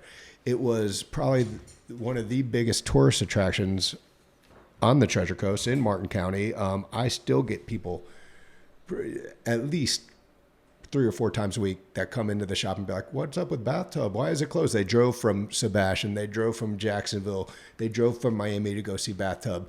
And all of a sudden it's closed. And it's a shame. It's, that was the place. That was the family beach. That was where, you know, we can't, if you do anything else besides the beach in Martin County, it's a $200 day with your family, you know? So True. This is the way to go to do for free. Bring your beach chairs, bring your lunch out, enjoy a day with the family at a perfectly calm, mellow beach with lifeguards. And they took it all away. And this is a place where people have paddled out and put their loved ones' ashes in. These are places that people been married, people been baptized in that water, like so much stuff, so much personal life experience on that particular strip of beach that we didn't mind sharing with tourists, you know, because there was plenty of room, and now it's all gone. And so I feel like that's an issue that I get the most, if I talk about that the most passionate people will come to me and tell me their life stories. And really frustrated. You know, I took, we've been getting calls. I just took a group out from the state of Washington, the ecology department for the state of Washington. And they're, I don't know if ecology is, I don't know if that's the right term. I might be labeling them wrong, but their whole focus is seawalls and basically the destruction that seawalls do. And they're inventing things like almost like floating seawalls that'll move up and down with the tides, that'll have less of that erosion effect or, you know, the different effects that seawalls tend to create. And they couldn't believe it. They had literally seen nothing like it. You know, there's no beach left. There's no reef left, really. I mean, the reef is buried, you know. Right on the point right there. Right on the point. There, you can... What are you noticing is happening? I don't know enough about like bathymetry or hydraulics. So is it kind of hitting the wall and then what you'll see is shooting down to that point? So it comes to both ways. So if you take if you take the wall itself, the water comes up almost directly, and you could see it anytime that the tide's up, which is basically comes right to it. It comes right to the wall every time. Right. But what it does is it sends water one way along the wall and along the beach and the dunes, and then it sends it the exact opposite way wherever it splits up. So if you head to the south towards Sailfish, that whole beach, once you pass the wall, once you pass the parking area, bathtub, is all eroded. There's a house right there where tree roots that have been there hundreds of years are exposed, laying down trees. There's pipes that you haven't seen in 50 years exposed everywhere right now. Sandbags that were buried, you know, 100 years ago, you know, whatever. It's nuts. But then if you look to the other side, it's the same exact thing. My friend Marshall has his house is that first one on bathtub, and it is so eroded. They're about to lose their stairs. They've lost their garage. They lost their driveway. This is all since that bathtub wall has come up, and the city didn't ask them, didn't help them, didn't offer them anything. They've been nonstop in contact with the people like, dude, we are losing our house right now. And literally those stairs are next. You won't be able to even use the house. And they can't get an answer. They can't get help. And they're not allowed to build a seawall. You know what I'm saying? So you can build a seawall to protect sailfish is where it feels like to me, but you forget about all the other residents. This project, I think, was really kind of a slap in the face to normal everyday residents in Martin County. Because to me, and I might be wrong, Chris, and you might know better than me, but it feels like we're paying our tax dollars to build this bridge. So the people in Sailfish I have a really great friend in Sailfish. So, you know, not everybody in Sailfish is bad at all, but most of them live here a week a year, a month a year, something like that. They're not losing any beaches. They're not losing their public spaces. We are, and we're paying for it. You know, Sailfish is, I think, covering a part of it. The taxpayers are covering the rest to build the seawall and to build this bridge to get to Sailfish. It's the only place it goes. It doesn't go anywhere else. They're trying to save that road to there, but we're paying for it. And on top of that, we lost our most precious, you know, spot in Martin County on top of it. And one thing that the county could have probably helped himself with bathtub. Maybe being a little bit more straightforward where they were going, maybe talking about the plans more openly, maybe figuring out what they're doing now because they're getting so much uproar. Is there making these silly little cartoons. I don't know if you've seen them yet, but it's like they're talking to a 2-year-old. And that's why we have the seawall. And it's a cartoon. And then they'll show like Bob's Burgers. Like they're trying to be like, wait, I'm like, no, dude, we don't want Bob's Burgers explaining us why you're doing this, dude. We'd like to have someone who knows what the end result's going to be, because I don't see how they get this beach back. I mean, literally the water every day is to the seawall. You know what I'm saying? There's no beach left because there's no reef to stop any of the breakwater. There's the way that it's been, everything's been eroded out. It almost feels like everything's going downhill now and the water's just sitting there. So I don't know what the solution is at this point, now that they built that seawall. And I don't know that there was ever any intention to save bathtub. Like all these signs that say bathtub bathtub closed, reopening soon, you know, like reopening soon. It's been 2 years, 3 years now. No hope for it reopening. And why, if you weren't going to reopen it, why'd you put the parking lot there? Mm-hmm. Why not just put dunes there and let us know it's closed? Because I don't see how this beach ever reopens. It's tough, man. That's such a treasure, such a special place. Such a special place. You know, for it to be mismanaged, and you're right. I wonder, you know, like you said, what do you do now? What do you do now? Right? You know, it's. Was it just maybe you take an L on the wall, tear it down, really come in and figure out a better way to do it? Right. You know. Right. It's going to sound dramatic and it's very expensive, but for the long-term quality of this place, what do you do? I don't know. I've talked to that's not okay, man. I've talked to people and no one at this point, where the county went with this, with the seawall, has any idea what to do at this point. I heard, and you know, that they're trying to make a flow through to let the water flow right through to the riverside. But that doesn't bring the beach back, you know? So I don't know how you bring this beach back, and I really don't think you do. And then it amazes me that these planners, and I wish somebody could answer this question, is if you know, you can look at it now and see what's happening. It's not going to change. The world's going to spin the other way. The water's not going to go the other way. The water's going to be to that seawall pretty much every time. You can get a dead low tide and have a little bit of beach there on dead low tide right now, and I've been there on every tide. But again, if you know the end effects, you know, it feels like to me like they built this parking lot to kind of be like, they'll think they're going back. You know, we're just going to pretend like we're building it back for them, knowing that it's not going to happen. I don't even think it's that like malicious or dark. I think a lot of what happens in government is just either incompetence or poor planning or hubris to think that somehow you're gonna tell the ocean what to do. Right. I think you're probably right about that. And like how many of the people, and I'm sure that these were contracts that were RFP'd, you know, they put out proposals, and these are accomplished companies, but at the end of the day, man, it's the ocean. Like if you are there even once a week, right? Like, you know, the ocean does what it wants to do. If it wants to completely erode that barrier island, it's going to do it. If it's going to flood, you know, whatever it's going to do, it's going to do. Right. And the more you try to control it, you're going to probably create secondary, tertiary. If, you know, one of the ways to control it is probably stop building on MacArthur. And if that's the case, let's have the county go to the private landowners and say, hey, listen, we're going to pay you top dollar. This is what you get a square foot, and we're going to take over your land. What's the history of that house? Well, I know That's on my friend Marshall, I think he bought it in 2000. And it was owned before him. I think it was built in 97, maybe. So I got a great story about that house. So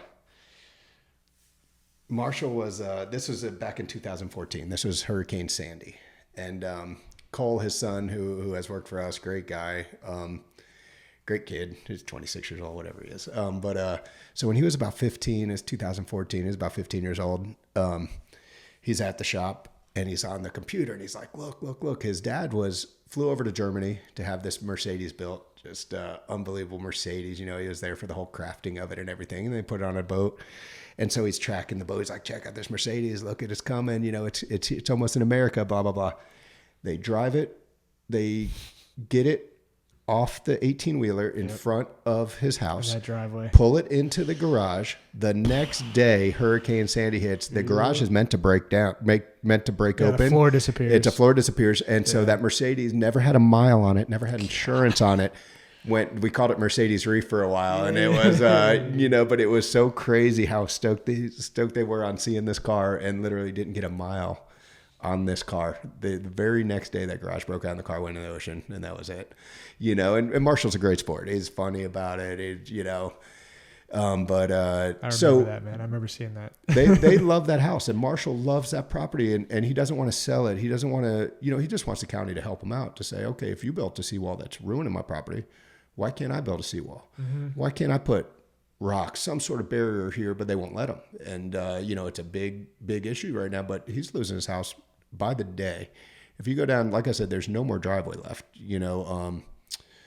and that's the problem with the seawall, is wherever it ends is who gets it. Who gets it, dude? And every tree, every sea grape, every dune around his house is being eaten away and gone. And that's what's protecting, half of our erosion and everything. Is there's a reason those dunes are there. There's a reason those plants were planted there. Mm-hmm. And they're all just getting washed away too. And it doesn't seem like any hope in sight. Every time I go, it's worse and worse. It's not getting any better, and you could say, oh, the seasons or the this or the tides. It's the same every time. It's horrible. So it really is. That's a really dark spot in the city and or the county, and I really feel like what a treasure that we just threw away. That we just any of the beaches. If you wanted to destroy one, don't do it there. Right. Like that's the one. Right. But they don't want the peasants on their property. No, I'm just kidding. You know what I'm saying? I'm sure that's not the reason, but maybe that's the constituency, right? I was talking about. It does feel like we're paying for. Something that if you have the means, you should pay for yourself. You want to live there? You're going to need a bridge. You guys need to get together in Sailfish Point. I'm sure you can do it, mm-hmm. and make it happen for yourselves. Instead And even then, it shouldn't be something that damages the quality of life, the asset that is bathtub for everybody else. Absolutely. If you want to build some kind of different way to do that doesn't mess with bathtub. Right. Okay. If it's a little bridge, even actual bridge or whatever, right? You guys figure that out, but don't mess with bathtub. Right. Yeah. So that's a shame. Like I said, that was one where I wasn't paying attention to those hearings or however that got decided. I don't even know. I didn't either. Right. I had no idea this was even. Nobody had any idea what was happening. All of a sudden, there were signs up on MacArthur, and my shop is on MacArthur. Bathtub beach closed. Nobody knew. Nobody had an answer. And until recently, until we started making some noise about it, the county didn't care to inform anybody what exactly was happening. They had plans. They didn't make them public, really. Maybe if you begged them and asked them, what the hell you're doing, they'd figure it out. But now they've seen the community's upset. And like I said, they're putting out these childish cartoons that talk to you like you're a third grader. Which is not going to fix it. No, it's not going to fix it. And it's insulting. You know what I'm saying? Like, I want a commissioner to get on there and tell me why we chose this company to do this. Who, how these decisions got made. What's the final? Let me see a drawing of what your vision is going to be. Do you still see hundreds of people on the beach, with their families, or do you just say, this is it? It's no longer, it's bathtub reef now, or whatever it is. It's one of the weaknesses of the process is a lack of. I don't think it's always intentional. I don't think that, governments are always conspiring to get things through without knowledge. It's just for efficiency and the desire to, there's a weakness with thoroughly vetting the thing out. Right. Right. So you have, and staff of city and county are doing the best that they can. Right. But probably nobody at the county or the city has the level of expertise around something like that. No, there's probably very few people in the world that could really look at that and come up with a solution that's creative enough and affordable enough. So at that point, you're listening to the county's attorney's arguments about why you shouldn't do it or what the costs are going to be more or less than actually So they got a problem. What the event's going to be. I'm sure somebody, over there at the point reached out and said, we got an issue. That hit a point of critical mass to where it had, a storm washed something away. It had to get done. And then how do we fix it? Right. So what they'll do is they'll send out RFP. And the nature of that is you just get proposals from different companies that are sealed bids, usually is how you're doing these things. And then whatever the cheapest bid is, right, that's what you take. Yeah. Right. They all get unsealed, and then you pick the cheapest bid wins. Yeah. And not that I don't know who did that, and I don't want them to sue me either. Right. But you know what I mean? Like that, is that the best way to handle? Can we get sued for talking about it? Dude, you might be able to. You get sued for anything now. Yeah, man. You're right. Just like the FBI is calling you, telling you to shut up. Right. Yeah. Money talks, power talks. Yeah. Money and power are husband and wife. Right. If you got money, you leverage power, and if you have power, you leverage money. Right. So either way. Yeah. But I'm going to have to go get that quote tattooed already. I'm telling you. After I hear you say that, I got to read it. Until people I got to work out a little bit. I don't know if it's going to fit on my forearm. I don't want people to get angry, because I don't think anger is like long-term constructive. Right. Right. Mm-hmm. Like, it's not good for your heart. Right. Yeah. to be no pissed doubt. off all not the time. good for your family. You're walking around angry all the time. But if you can get motivated, frustrated enough to like not be content with whatever the way that you're living or doing is, enough to like overcome that and hit a different gear and get involved and yeah, I'm going to be at that meeting, hell or high water. Like, like you get unhealthy enough and you finally look at yourself in the mirror and you're like, I'm not doing this anymore. This is not, I don't know. Yeah. And tomorrow I'm starting, and it's from now on, I'm doing that thing. I want people to feel that way about their local government. Like, this is your government. It's not, you just like hire these people. If you just trust them, man, we're all human beings. We're all weak. We're all fallible. These people put their pants on too. Right. And who's going to be in that meeting? If it's not you, it's going to be the developer. It's going to be their lawyers who are getting paid $300 an hour to be there. Like, those guys who it's their job, they're going to be there. They're going to be there. Right. Yeah. So like we all need to be not angry, but like, hey, hold on, question. What's up with that? Has anybody considered that seawall is going to hit that house right there? Are we planning on continuing that seawall? You know what I mean? Right. And it just so happened that, I wasn't there. You weren't there. The guy that should have had that idea, that should have been like, question, wasn't there. Right. And so the dumb thing got passed. Mm-hmm. You're absolutely right. That's all it is, man. Yeah, you're right. And truly, like, what can be hard is you endure. People are angry, they're frustrated. Please don't do this in my neighborhood, for sure. You have the right to feel that way. But the best is when you get somebody who's like, hey, I was here for another agenda item, but like, have you guys thought about that and what that's going to do to this? And it's like, right. And you might bring up a point of view that they haven't thought about. City manager, what do you think? That's okay. Now that just got now the conversation will get going. Just got a little better. Absolutely. So I think you're right. I think we all need to become more educated on what's happening, and we need to stay motivated. In the meantime, I think there's ways you can stay relevant and keep your community the same. I mean, obviously, I want to watch this podcast. Yeah, absolutely. That's number one. Number one, watch the podcast. But number two, you can spend your money where you want your community to look like. True. If you love Chili's and Red Lobster on every corner, go there. But if you'd rather see a small family-owned restaurant, which makes it special, community. Idle Bowls, baby. Idle Bowls, dude. Get your coffee. Love it. Got my Oceana coffee. It's the best. Hook it up. Dude, I'm addicted. So that type of thing. Spend your money in these small businesses that are in the community that don't necessarily get everything on Amazon. If you don't like Costco, do not go to Costco. Don't say you don't like it, and then you're there getting peanut butter or whatever else you're doing. Don't do that. People will do that. People will bitch and moan about it, but then they'll go get their toilet paper from there. Vote with your money. Vote with your money. It's so important, and we can keep so many great people around. And when you see a business giving back, when you see a business continually going to events, not just talking about it, but going and physically being a force at different things, go support them. Go think, oh, you know what? I'm in the neighborhood. I got a few bucks to spend. This is where I'll do it at because it makes more sense for my community. And then in turn, that hairdresser, or whatever it is, can go, they just got money. Now they can go spend money again in the community. And it's a great circle around here. And, yep. If you're not, can buy a board, right. If you're not doing that, then what are you doing? You know, support it with your money. If you can't make the time to get out to, you know, the commissioner meetings, you know, stuff like that. But there's ways you can make this community better, and then go and volunteer.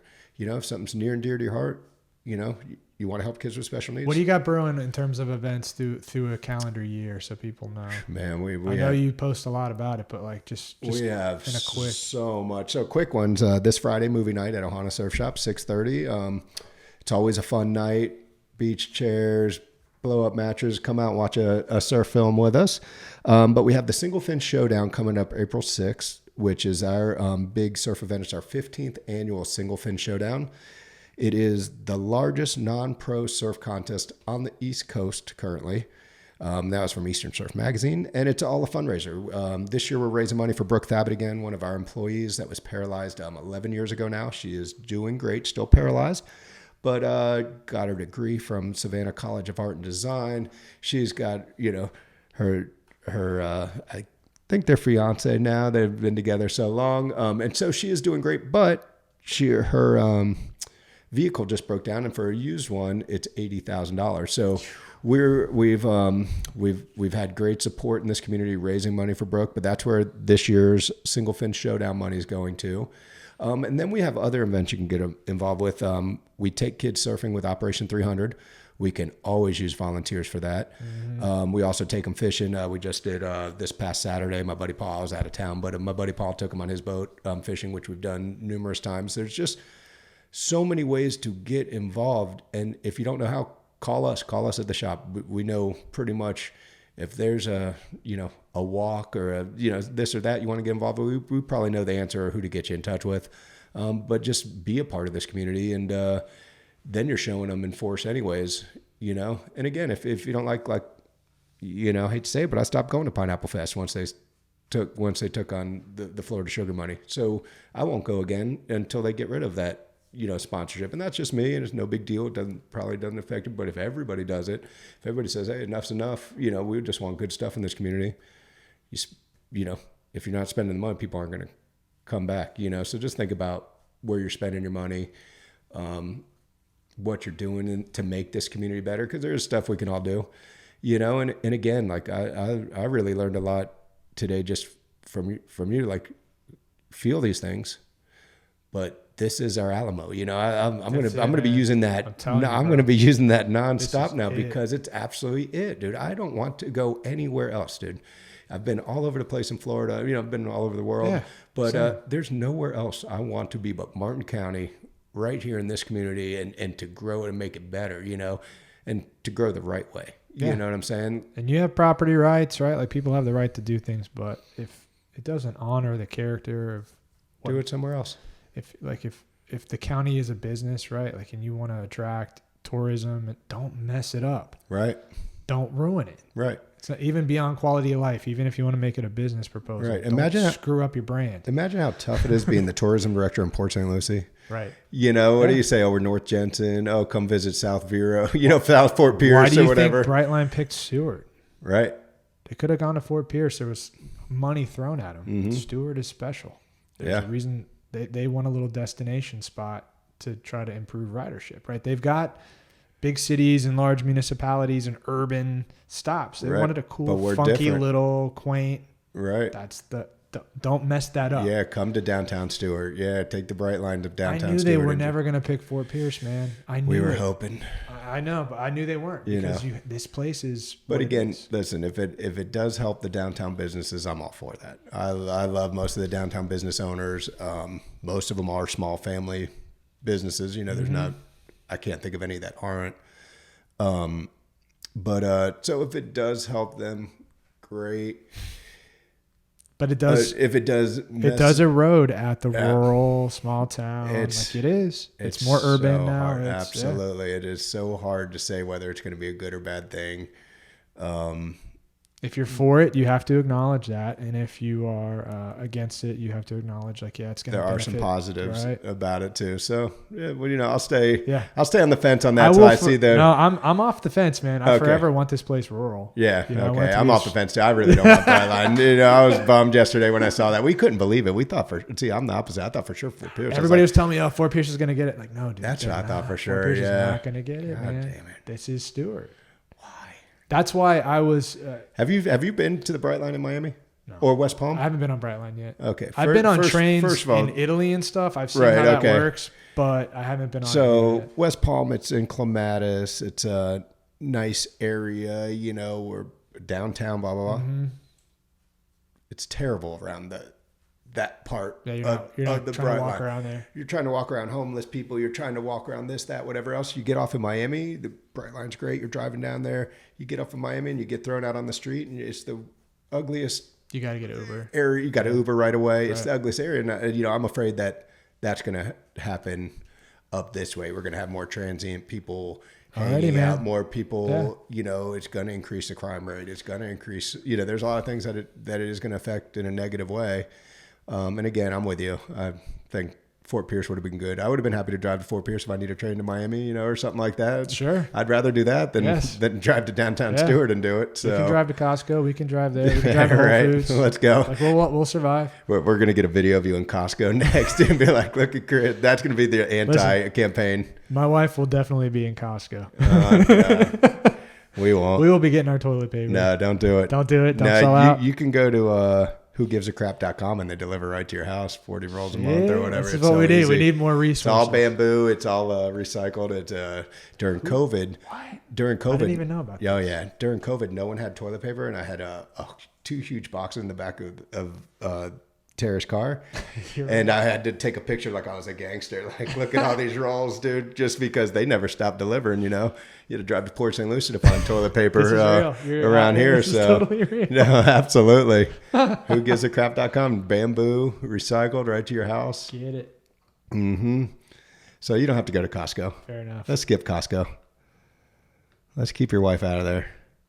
I know. I definitely, I'll get chased out. Oh, absolutely. They won't let me in there. Absolutely. I've given them such a fit. Mm-hmm. Mostly for the apartments. Yeah. That's what makes me crazy. Yeah. It is crazy. Just how many is enough, you know? There's just like a never ending. I don't know. I hadn't been on Canner in a while, and we just switched vets, and so I had to take my dog there this morning. And from Salerno and Canner down to Monterey, how many new apartments are going up and how much land is cleared? You're like, I mean, I just haven't been there. You know, I haven't been on that strip of road for 3 years. Yeah, man. It's different. It is night and day, you know. That one at the base of the bridge, I feel like, is what got me elected because it was all concrete. Right. Indigo. And when people would drive past that on Canner all day, it's like, right. What are we doing? What are we doing? Because what's interesting is, not to get too technical into it, but in the old days, right, you talk about sprawl, right? How do you combat sprawl? Right. You have more density in your urban core. So for us, that would be like Azul, that big one that's across from the City Hall, you know, right there.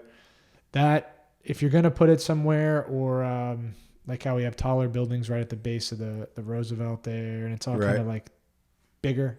If you're going to do it, that's where that's appropriate, right? That's where you have your 3 and 4 story stuff. Right. Or maybe on US 1. But what we did that was pretty wild was we annexed in from the county. So we have a border of what is the city limits, you know, our urban service boundary. That's where our 4-story stuff is, which is opposite. Right. Yeah. So it's really goofy, in my opinion, and this was Mike and Merritt, man. This advocating for units at all costs, they really did something wacky in that on Indian, right? Indian Street right there. Right. You've got Harbor Grove. That was kind of like on our closer to the edge. That's nowhere near the urban core here. Right. Over by Home Depot and what was like Golden Gate, more smaller, rural, the fairgrounds, like bang, 4-story. Right. What? And I think that stuff gets so flooded or so like convoluted when they say, "Oh yeah, we're going to build affordable housing." Well, No. what is affordable housing? Well, this was the ultimate. Then once they start with the affordable housing, then they could kind of, you already started your project. Now all of a sudden, like, hey, listen, we can't do it for this cost. There's no way. You're already into it. Now it's not affordable housing anymore, and it's a scam. It is so ridiculous that people are like, more affordable housing. Well, here's the best part of this. This last night was the ultimate, punch in the face with this whole thing. Is we approved and have constructed. I'll say approved because not all of them are built. But Costco, that was like 400 or whatever. Harbor Grove. The ones Indigo, right? On the other side in Jensen, you've got that's a wood frame one right there on the other side of Windermere. Okay. On US 1.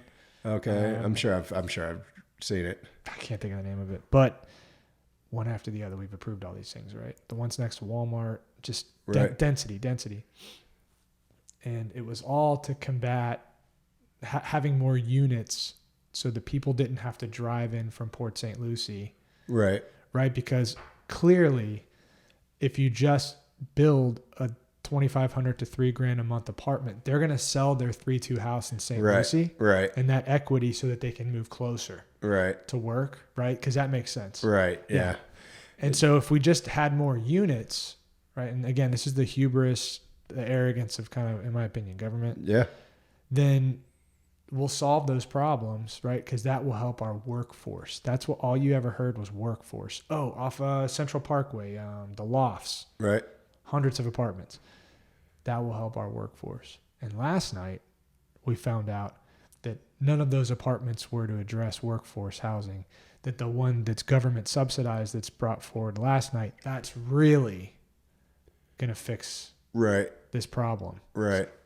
Which, it's crazy. What have we been doing? Right. Everybody's so upset about that. Wasn't to address any of that stuff. Dude, half the new apartments on their sign it says luxury apartments. Right. And you're like, well, there you go. You just excluded everything that you've talked about doing for a reason. It's a bait and switch, man. They just built these apartments on out in Port Salerno in the commercial district. I don't know. I'm trying to blank on the road name, but and I'm like, you're in the industrial, just not commercial. You're in the industrial area. And they built these luxury apartments, and I just we're driving by. I was like, "Hey, babe, let's look it up just to see what these things." There's $2,800 to $3,500 a month for an apartment in an industrial park, and they're 4-story. You're right on top of your neighbor, and they start at like $2,800 because they say luxury apartments. You're luxury in an industrial park. I mean, it amazes me. Like if you wanted the workforce, like you were saying, yeah, great. Let's have a $1,000 place to live. Let's have a $1,200 place, and there isn't. You can't. You cannot bring these into existence with the cost of construction. It's not possible. Yeah. So that's what I'm you saying. have to know anybody who offers this to you it's a lie. Right. Yeah. It's a lie. That's just a way to get their foot in the door. Then once and to go in the deeper door, than it's that, too late. There's layers to it, right? So Harbor Grove, the ones on Indian, okay? That is land in your municipality. That's a nice chunk of property that nobody from here will ever own again. That is a parcel of your community that, because you were so hungry to get units, a group out of Colorado is who owns and manages that, right? It's insane. And at some point, they're gonna retire and sell it to BlackRock or whatever. Mm-hmm. And now you just lost nobody locally, right? Yeah. And so this is my issue with these apartments. Secondary, tertiary is like beyond us not liking apartments is nobody from here will own that dirt. Mm-hmm. You are. Yeah. You're right. And all you're doing is locking people in a rental trap. Nothing against renting. Right. Like at what point should we be building starter homes? If you really want affordable housing, right, you're just building rental units, man. Right. Yeah. It doesn't make any sense. Because you're sure that this thing is going to continue with the pandemic where people are going to keep coming down here to work remote. Maybe not. And so when that bust hits, right. Now what do you got? Yeah. Bunch of empty apartments. Where if I build a bunch of starter homes, maybe. Right. Especially out in the county, like instead of what the Newfield thing that they built, where there's apartments and condos and stuff out there too. Instead of that, let's build some starter homes for people, man. Right. Smaller homes, maybe. Yeah. No. You would think. Because if you really want affordable housing, the best way to hedge against inflation is like you own it. You have some equity. Right. Work with, state and federal programs to help them get a mortgage, do that kind of stuff. Right. But now that rent's going to keep chasing up. Or even if you have it government subsidized, let's say you have cheaper rent, now you're trapped. You know what I mean? Like you can't ever keep up with the market. Yeah. And you got that hookup, but at some point, how do you enter back into the culture of like what things cost? You can't. You're trapped. Right. You're never gonna leave. You're never leaving that apartment. Right. Ever. Yeah, no doubt. So we lock them in. So like, I don't know. It's just a crazy.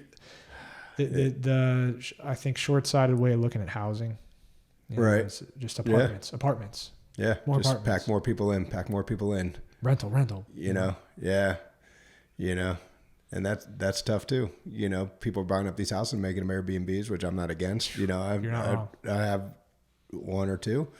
It's not the Airbnbs. It's Vanguard and State Street buying houses. Oh yeah, absolutely. That is the worst. And buying up blocks at a time and renting them.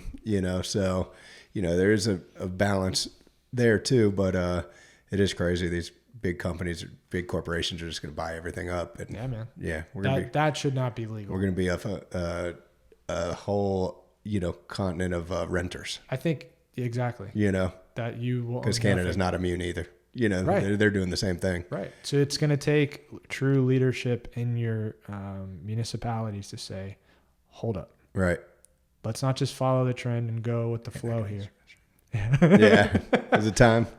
Can I take a quick break? Kind of. Who do you think coming this next election cycle coming up, just say I'll take Martin County Board of County Commissioners. Who do you think can help this place? Who would you that so far that is thinking about running that can make a difference, that does have a pure heart, that does have a sense of pride in this place? Is there anybody up and coming that we can look at, that we can research and figure out, is he right? Is she right? Is there anybody? So I can't speak to anybody's heart condition, but you've got Jim Urillo running against Doug, and you got Michael Circus running against Ed. Okay. And then Susan Gibbs Thomas, who's a current Indiantown councilwoman, running against Harold. Okay. So if you're trying to unseat incumbents, you've got 3 people running. All right. And how do you feel about the people? I've sat down with Mike Circus. I'm going to be sitting down with Jim Urillo. And I can't sit down with Susan Gibbs Thomas because we're on the MPO together. Okay. So that would violate sunshine technically. But I like Harold, but I really like Susan Gibbs Thomas, man. Okay. She's like classy, but what they're doing in Indiantown is they're growing fast, but they're very innovative. So at our joint meetings where it's like county, school board, city, Indiantown's there, we all put up what we're doing on the board, all the developments and what's going on. And what's unique about Indiantown is there's a lot of single family homes. Stuff, like I said, stuff you can buy and own. Right. And that's who they're making space for, so that people are investing into. Absolutely. And these families can grow their wealth. Their properties are going to go up. And that was something that I heard, when I complimented them for doing that, she's like, just stay tuned. That's what we're doing around here. So it's she's part of that, that desire to not just be doing the apartment thing. I think we're at a point where we need change. If we think two people are 50-50, I think I would err on the side of change at this point. I think people need a fresh new look. I think I'm always going to agree with you on that. And then nothing against anybody who's in there, but shake it up. But so what I would say, shake it up. And what I would say also is, if you look at, so Jim Urillo is fighting for Doug Smith's spot. Yeah. So unfortunately, Doug Smith knows how to, and in his own words, I believe, to use every bit of advantage you're legally allowed to use. So when you look at Doug Smith in the past, he'll get a high schooler or a friend to write in vote so he can close the Republican primary. So it cuts off a good portion of the people that it can vote. He did it to Joe Neeson. He did it to Jackie Thurlow. And when the paper called him out on it, he even said, well, I just use everything and legally allowed, so I'm not doing anything wrong. I mean, how do you feel about that? Does that feel like he actually, he used this high school kid, no intention of running. The kid had no intention of being a county commissioner, but he did it and to use everything in his power. And I think that's just a bad way to win. I think if the people want you, let them speak. You know, and how is Jim Murillo going to get through this? Because Doug's going to do it again. I mean, he has a history of doing it. I will say, not that I don't know who's going to win, but it does seem like there's a different, you know, we were all really excited about Jackie. Mm-hmm, absolutely. But there's a different kind of a groundswell now. Like me being in my seat is a really good example. I'm a chiropractor. Man. Yeah. I love it. I'm not a Matheson. You know what I mean? Like I'm not one of the you're a fighter though. Hallmark families. But when I was campaigning, like people were like, okay, I'll get this guy. I have no idea who this guy is, but I like what he's saying. He seems like he's for real. I'm willing to take a risk on this guy. Right. Versus what I don't like that's been going on. Right. And I think that kind of a tone the city tends to, this is my sort of take on it, set the tone for the county. The county likes to feel like the county's, you know, the big wigs. Right. Because it's more people and they have bigger asset, you know, that they manage. But the city is pretty forward. They're quick, they're nimble, they're small. Right. Like in the direction they go in, I feel like the county tends to follow. And so now what you're seeing is the county doing what the city did, you know, 4 years ago. Now you're seeing all the yellow signs go up. That was the county or the city 4 years ago. Right. Everything's turning into apartments. And so I think maybe you're 1 or 2 election cycles behind the county. And so for some reason, they didn't get the memo and they've approved what they've approved. Maybe I'm in their mind just a fluke. Right. You know, Chris just could be, you know, who knows exactly or what, but if we see a change this cycle, if you start getting people who are willing to put the miles in and going door to door and talking to people and getting their face known and resonate with people, because you can only be gaslit for so long. Right. And that's what I think. You know, like you see it in the rest of the country too, but now we're seeing it. Yeah. You can only hear that for so long and then hear just another voice that resonates and like, yes, I was demoralized and beat up, but that guy, what that guy says, I'll give him a shot. Well, go talk to these. Go get them inspired like you got me inspired today. Go talk to Jim Murillo. He's going to come on to these people and let's in a week or two or whatever. Give him that Chris motivation speech, because I if think he's running, he's got it. I think that's what people need to hear. I think they need to hear him on their Facebook page, on their Instagram, on whatever social media they got, saying this is what I'm doing. And that's a big difference too, is social media. Yeah, that's going to help. So back in the day, whoever had the keys to the kingdom for press, who knew the guy at TC Palm to write articles, that could frame it. Now you can get it out there. Right. No, you're right. It's a different thing now, and it's really messing up the program. Well, I tell you what, I'm voting for change. So I'm going to make a real effort to get people to look at things a little bit differently, and let's see if we can keep this place as great as it is, and keep our families wanting to stay here, and keep the awesome people around here. And I think you're doing a great job right now. Man. I really do. You came and spoke with me before you ran. You ran and you've really stood by your word. And it's rare to see these days, especially with money being thrown everywhere and this directions being pulled, and you got a million directions being pulled, and you still stayed focused on the things that you said you were going to stay focused on. That's important to us. So I'm going to take your advice on who to vote for, because I see where you're coming from, and you have a little inside track. Now, we can't be 100% on everybody. There's, some people might fool you, get in there and fool you. But I really do. I think you're taking this place, in your heart, and I think it's going to be a great. Oh, I went underneath. That was a bad one. So let's go for this change. And I'm gonna get that quote, and I'm gonna put it on my social media today, and let people know. Let's save this place. Let's remember the Alamo, and let's it's keep worth this place. Fighting for, man. It's worth fighting for. Yep. That should be the name of your podcast. It's worth fighting for. So I think it is, and I think there's so many blessings in this place, and so many beautiful people that I think if we come together and have a change now, we can stop what we don't like. we can't stop it all, but we can slow it down to a manageable pace. And it's more like just having an influence. You're just trying to impact, right? Like on the commission, I can't make anybody vote a certain way, but even me being physically present, if I didn't say a word, is going to change the kind of applications for development that come in. You know what I mean? Like when Mike and Merritt were up there and they were beating the housing drum, that's what came in, apartments, right? So like landowners, developers, they're just trying to figure out how to make the most money. And if you're telling them they want apartments, that's what they're going to bring.